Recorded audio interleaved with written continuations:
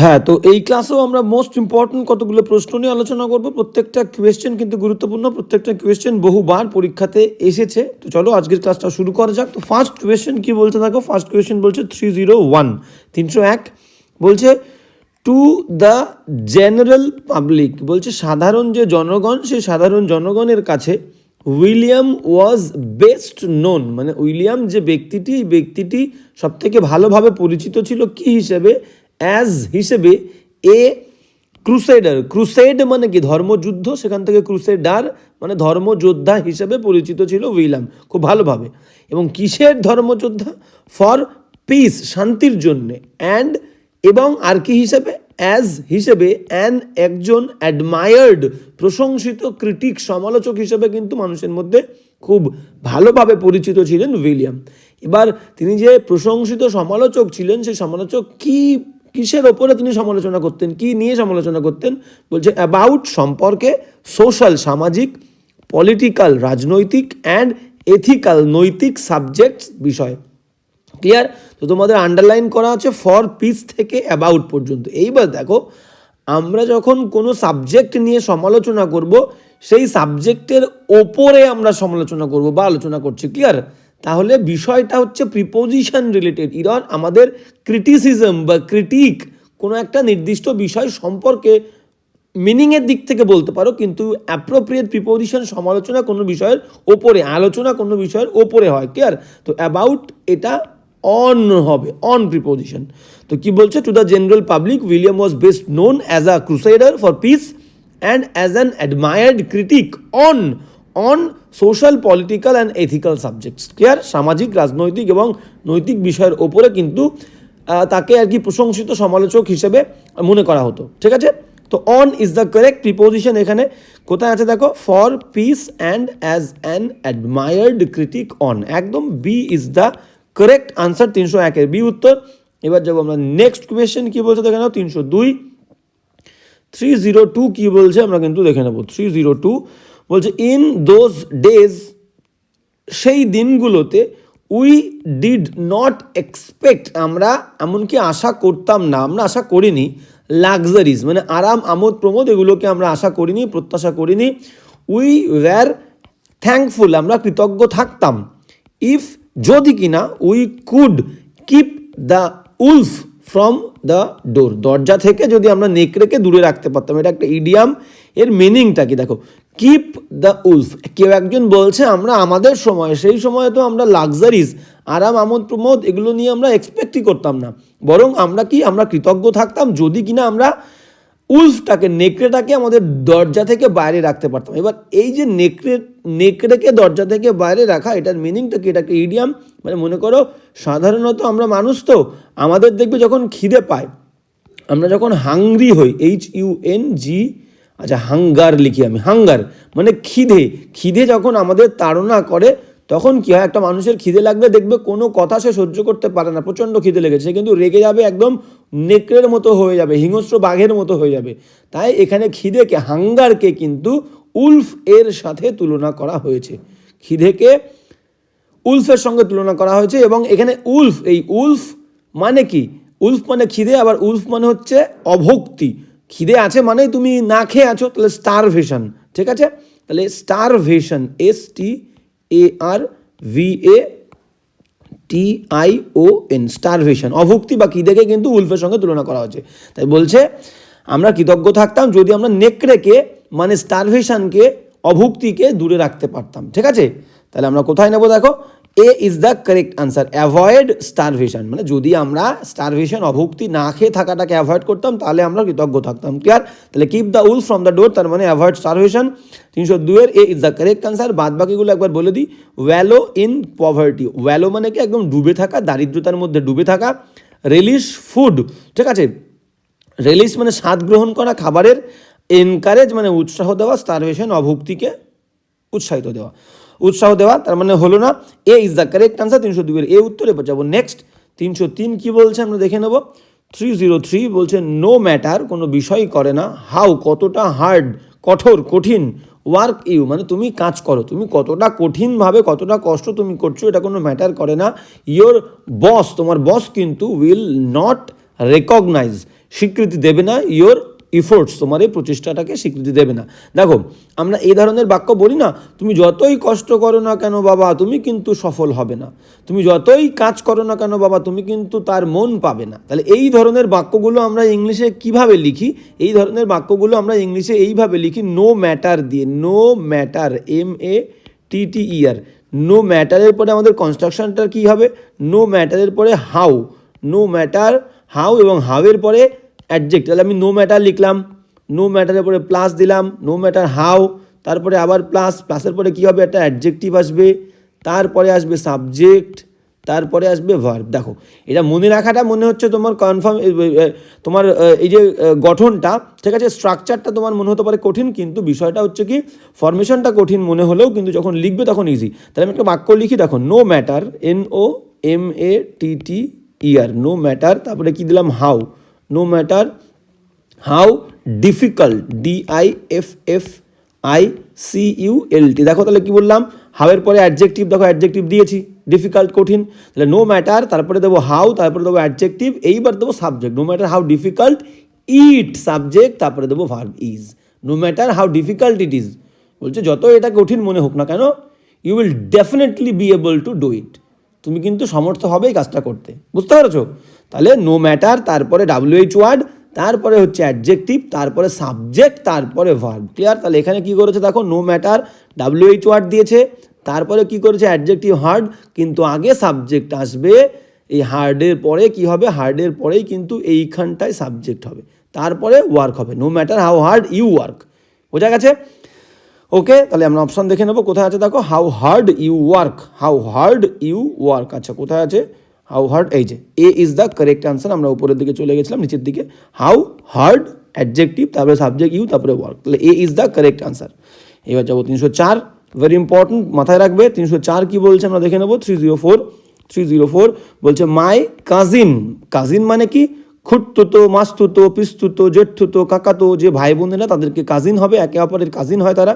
তাহলে my cousin works, একজন বলেছে, তাহলে আমার কাজিন কি করে? কাজ করে ডে অ্যান্ড নাইট, দিন এবং রাত কাজ করে, টু অ্যাচিভ, অর্জন করতে, সাকসেস, সফলতা, ইন লাইফ, জীবনে। ঠিক আছে, এইবার এটা কিন্তু একটা ইডিয়াম, তো এখানে পাশে লেখা নেই, এটা হচ্ছে ইডিয়াম, মানে এই মিনিংটা কোন ইডিয়াম দিয়ে আমরা প্রকাশ করি? Day and night. ঠিক আছে, আমরা কোন ইডিয়াম দিয়ে এটাকে প্রকাশ করি? রাত দিন।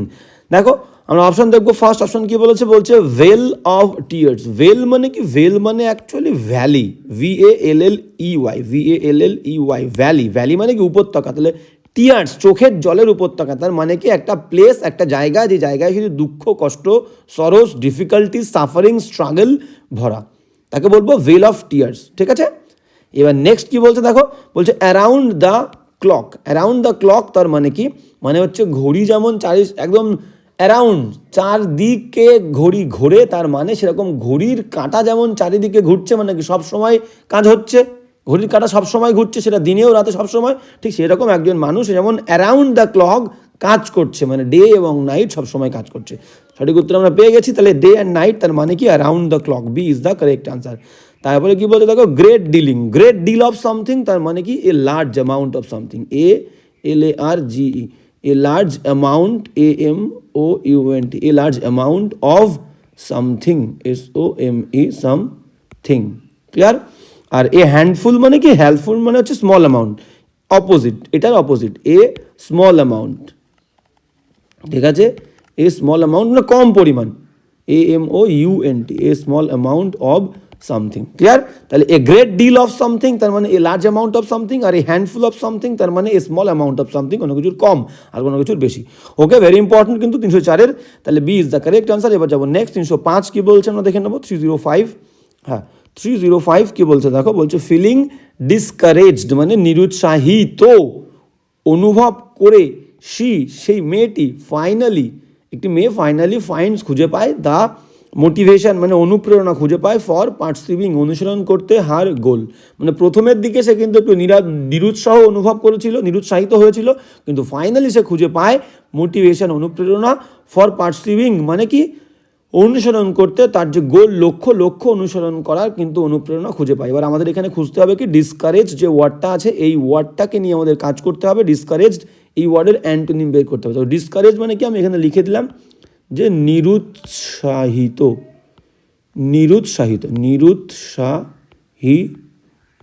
ক্লিয়ার? অ্যাডজেক্টিভ অপশন দেখব। ইন্সপায়ার্ড মানে কি? ইন্সপায়ার্ড মানে হচ্ছে অনুপ্রাণিত। ঠিক আছে, মূর্ধন্য অনুপ্রাণিত। তাহলে একটা নিরুৎসাহ, কোনো উৎসাহ পাচ্ছে না, এনকারেজমেন্ট পাচ্ছে না, আর একটা ইন্সপায়ার্ড, সে অনুপ্রেরণা অনুভব করছে। ক্লিয়ার?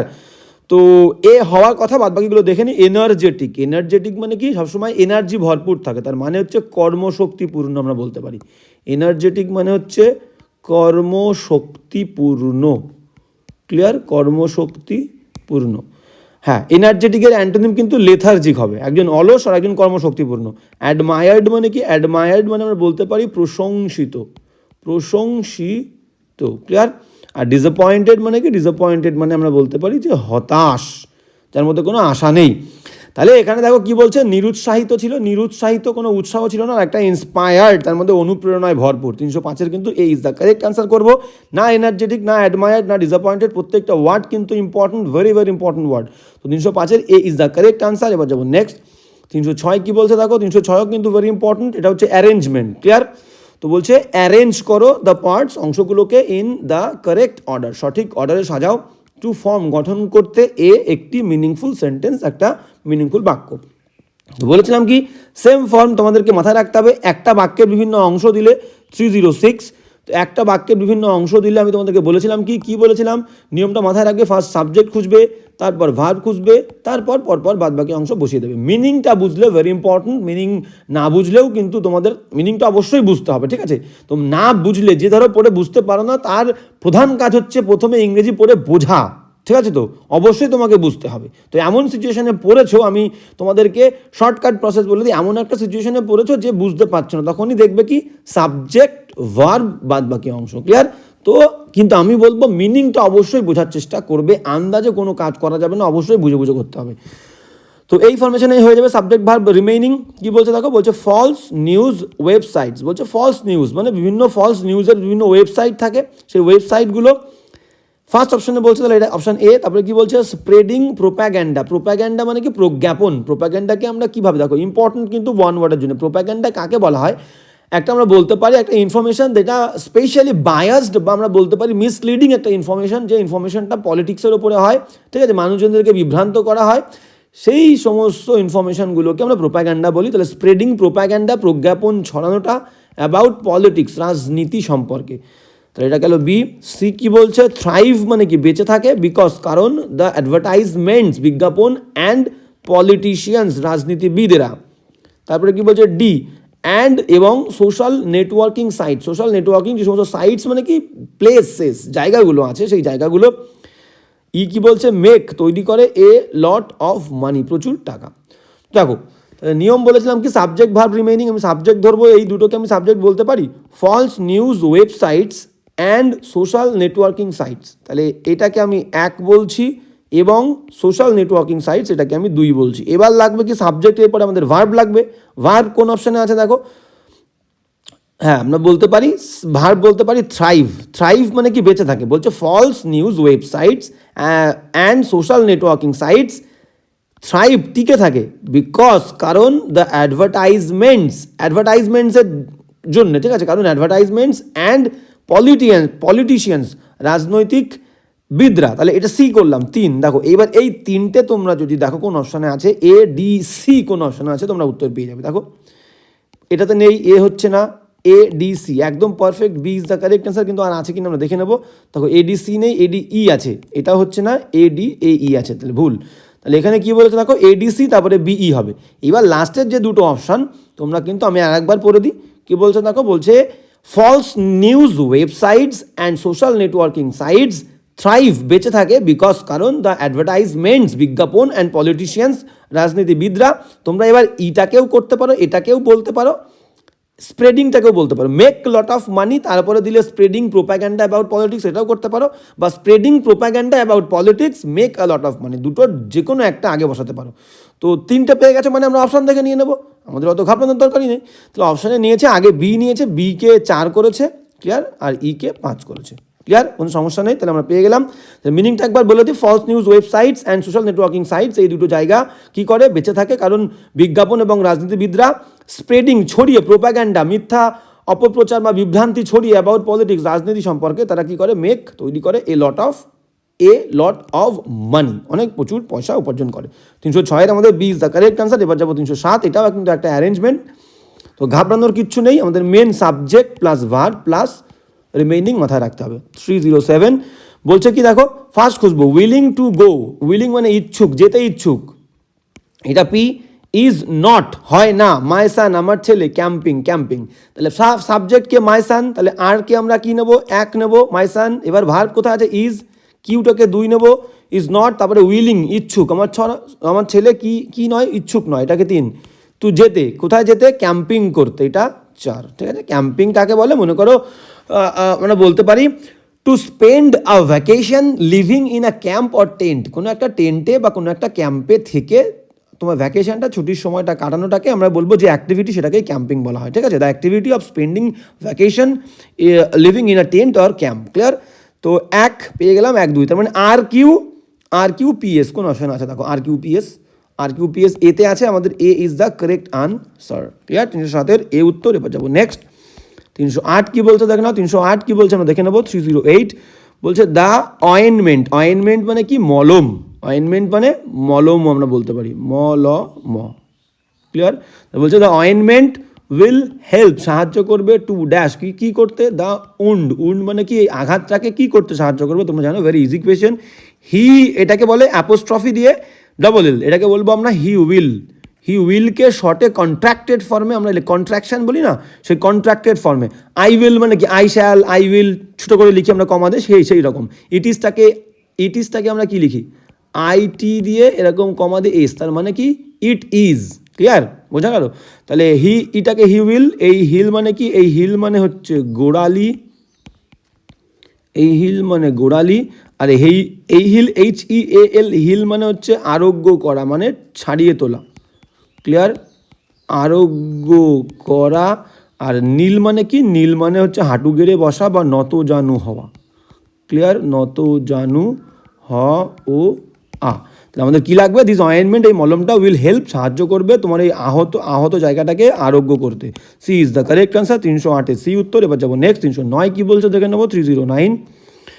309 বলছে এটাও একটা অ্যারেঞ্জমেন্ট, দেখো অ্যারেঞ্জ লেখা আছে, arrange, okay, arrange the sentences in the correct অর্ডারে সাজাও, টু ফর্ম, তৈরি করতে, a meaningful and coherent paragraph করতে হবে। তো এখানে একটা বাক্যের বিভিন্ন অংশ নেই, পরপর অনেকগুলো বাক্য আছে, কমপ্লিট সেন্টেন্স, এগুলোকে পরপর সিকোয়েন্স অনুযায়ী সাজাতে হবে, কোনটা আগে হয়েছে তারপরে কোনটা হয়েছে, এরকম, ঠিক আছে। তো প্রথম থেকে আমরা পড়ি, ফার্স্ট কি বলছে দেখো, অপশন এ বলছে it was as simple as announcing, বলছে এটা ততটাই সোজা ছিল যতটা অ্যানাউন্স করাটা, ঘোষণা করা। হোয়াট ইউ হ্যাভ, কি তোমার কাছে আছে, ইন ইয়োর স্টোর, তোমার দোকানে, or the services you offer, অথবা তোমার দোকানে তুমি কী কী পরিষেবা দাও, কী কী পরিষেবা অফার করো, ঠিক আছে। ইন ইয়োর প্রেমিসেস মানে প্রাঙ্গণে, তোমার প্রাঙ্গণ থেকে তুমি কী কী সেবা দিতে পারবে বা তোমার দোকানে কী কী জিনিস আছে, এটা ঘোষণা করার মতোই সোজা ছিল একটা কাজ, প্রথম বাক্যে বলছে। বি কি বলছে, ওভার দ্য ইয়ার্স, বছরের পর বছর যাওয়ার পর কি হয়েছে, অ্যাডভার্টাইজমেন্ট বা ধরে অ্যাডভার্টাইজমেন্ট, বছরের পর বছর ধরে অ্যাডভার্টাইজিং বিজ্ঞাপন হ্যাজ ইভলভ মানে কি, বলতে পারি একটি বিবর্ধিত হয়েছে, মানে পরিবর্তন হয়েছে, ঠিক আছে। তো কী হয়েছে, evolving into a major industry, বিবর্ধিত হয়ে একটা বিশাল বড় শিল্পে পরিণত হয়েছে। আগের মতন বিজ্ঞাপন আর নেই, ঠিক আছে। আগের সময় বিজ্ঞাপন শুধুমাত্র ঘোষণা করা হতো আমার স্টোরে কী আছে, আমি কী কী সেবা দেবো, কিন্তু এখন সেই বছরের পর বছর ধরে বিজ্ঞাপনটা বিবর্ধিত হয়ে একটা শিল্পে পরিণত হয়েছে, বিশাল বড় শিল্পে, মেজর ইন্ডাস্ট্রি, দ্যাট যে ইন্ডাস্ট্রিটা যায় beyond informing to persuading and influencing, মানুষকে শুধুমাত্র যে ইনফ্লুয়েন্স করতো আগে বিজ্ঞাপন এবং রাজি করাতো সেটা নয়, তার থেকেও অনেক দূরে চলে গেছে বিজ্ঞাপনের কাজটা।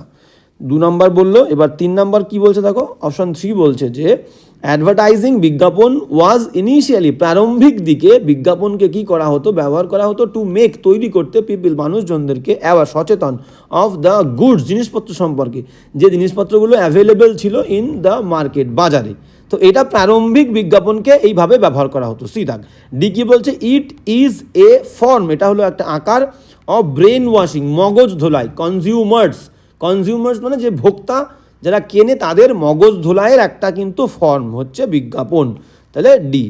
এবার তাহলে আমরা এটাকে আমি এ নিতে পারি, যে আগেকার দিনে কেমনভাবে বিজ্ঞাপনকে ইউজ করা হতো, শুধুমাত্র একটা জিনিসপত্র সম্পর্কে মানুষজনদেরকে সচেতন করার জন্য, এটাকে এ নিলাম।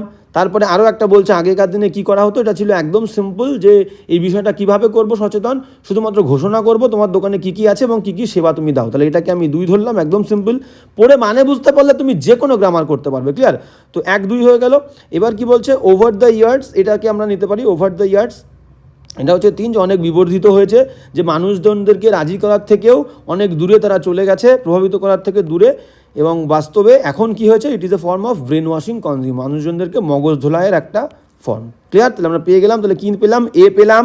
আচ্ছা, প্রথমে সি এ, তারপরে হচ্ছে বি, তারপরে D, C A B D, কোন অপশন আছে দেখো, C A B D, D is the correct answer. Okay, এবার যাবো নেক্সট কি বলছে, 310 কি বলছে আমরা দেখে নেবো। 310 বলছে, we should plan our actions, বলছে আমাদের উচিত প্ল্যান, পরিকল্পনা করা, আমাদের অ্যাকশনস, কাজগুলোকে, জুডিশিয়াসলি মানে কি, আমরা বলতে পারি বিচক্ষণতার সাথে, মানে একদম ভালোভাবে ভেবে চিনতে, পাণ্ডিত্যের সাথে।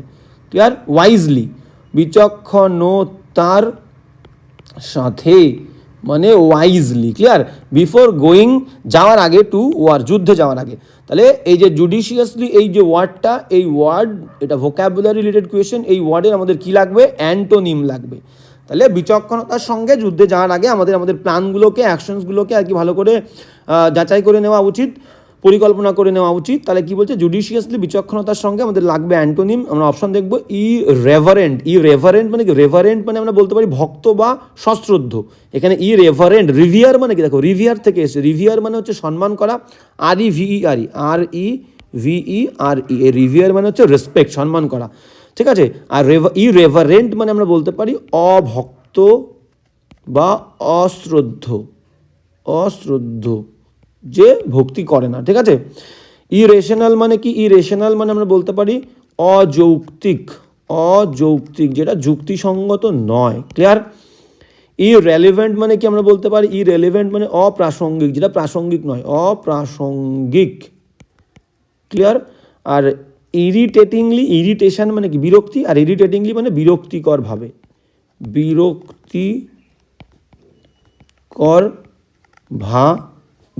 ওকে, সঠিক উত্তরে চলে যাবো। একটা বিচক্ষণতার সঙ্গে এর অ্যান্টোনিম চেয়েছে, আর একটা বিচক্ষণতা মানে কি, অযৌক্তিক। বিচক্ষণতা মানে কি, রেশনাল, একদম যুক্তিযুক্ত, আর একটা ইরেশনাল, অযৌক্তিকভাবে। ক্লিয়ার? B is the correct answer. প্রত্যেকটা ওয়ার্ড কিন্তু ইম্পর্টেন্ট। 310-এর বি উত্তর। এবার যাবো 311 কি বলছে দেখে নাও। 311 কি বলছে আমরা দেখবো। 311 বলছে, হ্যাঁ, গ্রামাটিক্যাল ইরর, বলছে সিলেক্ট দ্য সেন্টেন্স, বাছো সেই সেন্টেন্সটাকে, দ্যাট হ্যাজ, যার মধ্যে আছে একটি গ্রামাটিক্যাল ইরর, একটা ভুল। ঠিক আছে? 4টে বাক্য, তার মধ্যে কোনটাই ভুল আছে। ফার্স্ট অপশন কি বলতে থাকো, অপশন এ বলছে, ইট ইজ সেইড, এটা বলা হয়, দ্যাট যে জোসেফ ওয়াজ নট, জোসেফ ছিল না, রেডি, তৈরি, টু গো, যেতে, টু ওয়ার, যুদ্ধে, কোনো ভুল নেই। তাহলে এটাকে আমরা অপশন নেবো না, বাক্যে কোনো ভুল নেই। Karl Marx was a renowned social scientist, Karl Marx ছিলেন একজন রেনাউন্ড, খ্যাতনামা, প্রসিদ্ধ, বিখ্যাত সমাজবিজ্ঞানী। কার্ল মার্কস অবশ্যই সমাজবিজ্ঞানী, কিন্তু তার আরও কি পরিচয় সেটা তোমরা আমাকে কমেন্ট করে বলবে। কার্ল মার্কস কে ছিলেন, ঠিক আছে, তিনি মূলত কিসের জন্য বিখ্যাত ছিলেন তোমরা কিন্তু আমাকে জানাবে। তাহলে এটাও হচ্ছে না, এই বাক্যে কোনো ভুল নেই।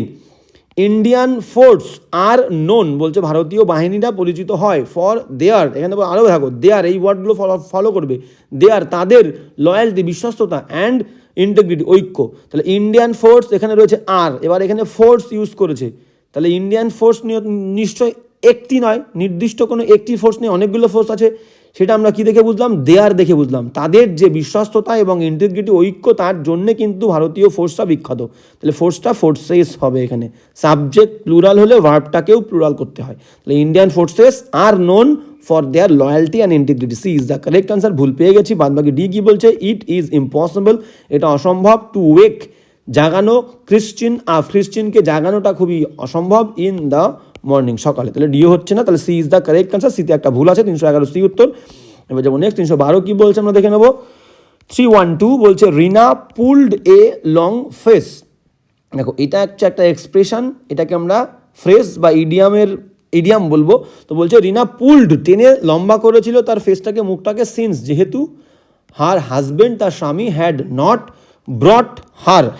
ব্রট নয় বট হার, তাকে কিনে দেয়নি, এ ডায়মন্ড নেকলেস, একটা ডায়মন্ডের আর কি গলার মালা কিনে দেয়নি, অন দেয়ার অ্যানিভার্সারি, তাদের আর কি বিবাহ বার্ষিকীতে। এবার দেখো এটা একটা আর কি কথা আছে, কথিত আছে যে এমনটা মনে করা হতো, মানুষ যদি দুঃখ পায়, মানুষ যদি কান্না পায়, মানুষ যদি পেইন, যন্ত্রণার মধ্যে থাকে, সরো, SORROW, সর, দুঃখের মধ্যে থাকে, তখন যেন মানুষের মুখটা লম্বা হয়ে যায়। মুখটা কি হয়ে যায় তখন? মানুষের মুখ, ফেস আমি মুখ লিখছি, তখন নাকি মানুষের মুখ লম্বা হয় যখন দুঃখের মধ্যে থাকে। ক্লিয়ার? বুঝতে পেরেছো? এটা কথিত আছে। তাহলে পুল এ লং ফেস, তার জন্য তাদের বিবাহ বার্ষিকীতে স্বামী তার জন্য ডায়মন্ডের নেকলেস আনেনি, তার জন্য তার মুখটা সে লম্বা করে ফেলেছে, তার মানে সে কিন্তু দুঃখে আছে। স্যাডেন্ড, ডিজেক্টেড, হতাশাগ্রস্ত, দুঃখ বলবো, সরফুল, ঠিক আছে, স্যাডেন্ড। তাহলে হ্যাঁ, তো কি বলছে দেখো, আমরা অপশন দেবো টু লুক স্যাডেন্ড মানেই হচ্ছে দুঃখিত। C is the correct answer. Okay, 312 C উত্তর। এবার যাবো নেক্সট, কি বলছে দেখো।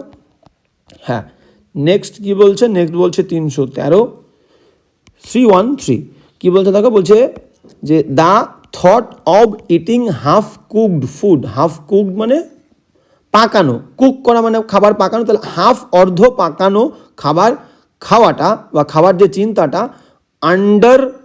আন্ডার আচ্ছা ফুড আন্ডার কম্পালশন মানে বাধ্যবাধকতার সাথে খাওয়াটা, অর্ধ রান্না করা খাওয়াটা, ফিলস মি আমাকে পরিপূর্ণ করে, with dash correctly spelled word. এখানে একটা সুন্দর করে ওয়ার্ড, সঠিক বানান করা শব্দ বসাতে হবে।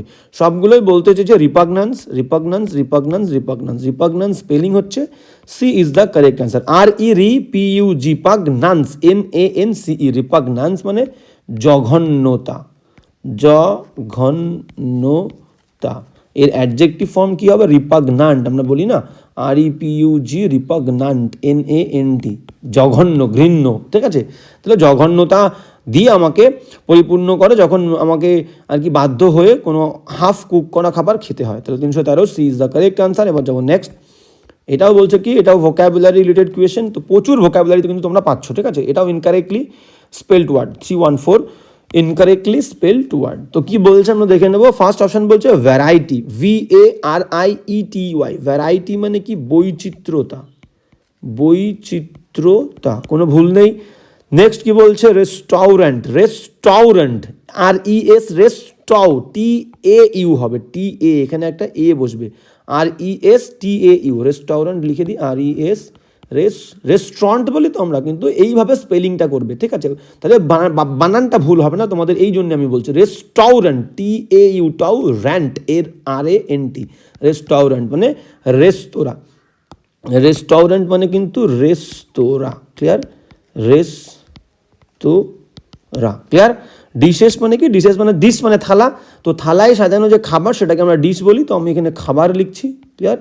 হোটেলে যেটা, হোটেলে যেটা দেওয়া হয়। অফার মানে কি? অফার মানে অর্পিত বস্তু, অর্পণ করা, ঠিক আছে। আমি এখানে অর্পিত বস্তু লিখছি, যে জিনিসটা আমাদেরকে অফার করা হয়। ক্লিয়ার? তাহলে আমরা ভুল কোথায় পেলাম? B is the correct answer. স্পেলিংয়ে ভুল আছে। 314 কিন্তু বি উত্তর, প্রত্যেকটা ওয়ার্ড ইম্পর্টেন্ট। এবার যাবো 315 কি বলছে দেখো, এটা কিন্তু ভয়েস চেঞ্জের কোয়েশ্চেন। 315 ভয়েস চেঞ্জ কি বলছে দেখো, দে আর বিল্ডিং এ নিউ হসপিটাল, তারা তৈরি করছে। আর ভার্বের আইএনজি, অ্যামিজারের পরে ভার্বের আইএনজি মানে প্রেজেন্ট কন্টিনিউয়াস টেন্স। মিনিং কী হবে? চলছে, বলছে, করছি, খাচ্ছি, যাচ্ছি, আসছি, সে আসছে, তারা দেখছে, এরকম। দে আর বিল্ডিং, তারা তৈরি করছে, আর নিউ হসপিটাল, নতুন হাসপাতাল, ইন দ্য সিটি, শহরে। তাহলে ভয়েস চেঞ্জ করতে গেলে এটা অ্যাক্টিভে আছে, বুঝতেই পারছো। প্যাসিভ নেই, কারণ প্যাসিভে ভার্বের থার্ড ফর্ম থাকে, হেল্পিং ভার্ব, মেন ভার্বের থার্ড ফর্ম নেই, তাহলে অ্যাক্টিভ। তাহলে ভার্ব খুঁজবো, নির্মাণ করছে, কটা ভার্ব? আর একটা, বিল্ডিং একটা, দুটো, প্যাসিভে 3টে হবে। কি তৈরি করছে? এ নিউ হসপিটাল, এটা হচ্ছে অবজেক্ট। ভার্বকে কি বা কাকে দিয়ে যেটা পাবো সেটা অবজেক্ট, সেটা প্রথমে আসবে। এ নিউ হসপিটাল, একটা আর আছে বলে আর বসবে না, এ নিউ হসপিটাল, আর আছে মানে অ্যামিজারের যে কোনো একটা বসবে। তাহলে একটা হাসপাতাল, ইজ বসবে, আইএনজি আছে মানে একটা বিং আসবে, তো দুটো ভার্ব 3টে হবে। তাহলে এ নিউ হাসপাতাল বা হসপিটাল ইজ বিং বিল্ড, এর third form built, in the city, by them বা by them in the city, যে কোনো একটা অপশন দেখবো। ফার্স্ট অপশন কি বলছে দেখো, অপশন এ বলছে এ নিউ হসপিটাল, ওয়াজ রয়েছে, ইজ হবে ভুল, তাহলে এটা কাটা। বি কি বলছে দেখো, এ নিউ হসপিটাল হ্যাজ বিন কেন হবে, এটাকেও কেটে দাও। সি কি বলছে, এ নিউ হসপিটাল উইল বি কেন হবে, এটাকেও কেটে দাও। ডি কি বলছে, এ নিউ হসপিটাল ইজ, একটা বলে ইজ, আইএনজির জন্য বিং, মেন ভার্বের third form built, a new hospital is being built in the city by them, একদম perfect, D is the correct answer. 315 D উত্তর। এবার যাবো 316 কি বলছে দেখে নাও, 316, হ্যাঁ 316 কি বলছে দেখো, বলছে as the rulers of the planet, ঠিক আছে, বলছে অ্যাজ মানে মতো, রুলার্স আর কি শাসকদের মতো, অফ দ্য প্ল্যানেট গ্রহের যে সমস্ত শাসকরা আছে সেই শাসকদের মতো, হিউম্যানস মানুষেরা লাইক পছন্দ করে, টু থিঙ্ক ভাবতে, দ্যাট যে it is the largest creatures, ইট নয় মানুষ কি ইট হয়, মানুষ তো বোঝা যাচ্ছে মানুষই, তাহলে মানুষের প্রোনাউন কি হবে, দে হবে, মানুষের প্রোনাউন দে, তাহলে দে আর ইজটা কি হয়ে যাবে, দের পরে আর বসবে, ক্লিয়ার বুঝতে পেরেছো, তাহলে ইটটা হয়ে যাবে দে আর ইজটা হয়ে যাবে আর, তাহলে ইটটা কি হয়ে যাবে, মানুষটা ভাবছে, তাহলে ইটটা দে আর ইজটা আর হয়ে যাবে, দে আর। এবার করো, as the rulers of the planet, প্ল্যানেটের রুলারদের মতো বা রুলার হিসাবে, এটা বলতে পারো যে এই গ্রহের শাসক এর মতো বা শাসক হিসেবে, হিউম্যানস লাইক টু থিঙ্ক মানুষেরা মনে করে বা ভাবে, দ্যাট যে দে আর দ্য লার্জেস্ট ক্রিয়েচার, তারাই হলো সব থেকে বড় জীব, দ্যাট যে জীবেরা উইল ইমার্জ মানে আর কি উদিত হবে, ভিক্টোরিয়াস বিজয়ী হিসাবে, ফ্রম দ্য স্ট্রাগল, এই যে লড়াই, সেই লড়াইয়ের কিসের জন্য লড়াই, ফার্স্ট সার্ভাইভাল, টিকে থাকার যে লড়াই, ঠিক আছে, সেই লড়াইয়ের তারা কিন্তু বিজেতা হবে, এটা তারা মনে করে, তারাই কিন্তু এই লড়াইয়ে সব থেকে বড় জীব, তাহলে দে আর হবে, কোন অপশন আছে দেখে নাও, ইট ইজটা দে আর হবে 316, হ্যাঁ দে আর এ লার্জেস্ট না, কিন্তু দে আর দ্য লার্জেস্ট, কারণ লার্জেস্ট সুপারলেটিভ ডিগ্রি দা হবে, তাহলে D is the correct answer, they are the largest creatures, clear.